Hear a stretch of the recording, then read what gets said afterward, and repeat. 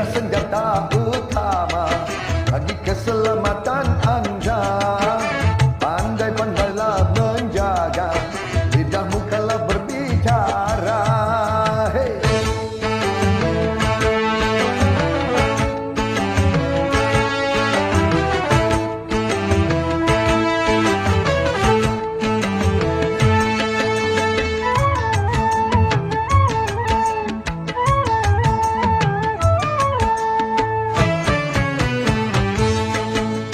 Kalau bicara baik seperlunya, jangan bicara kalau sia-sia.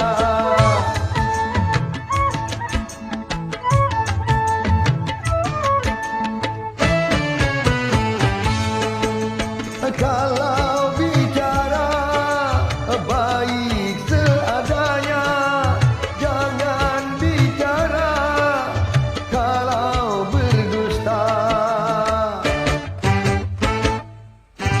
Lidah itu sangat tajam, tajamnya lebih dari pedang.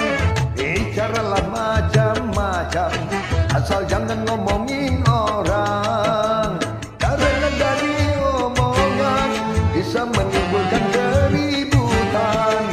Karena dari omongan bisa menimbulkan salah paham. Lidah senjata utama bagi keselamatan anda.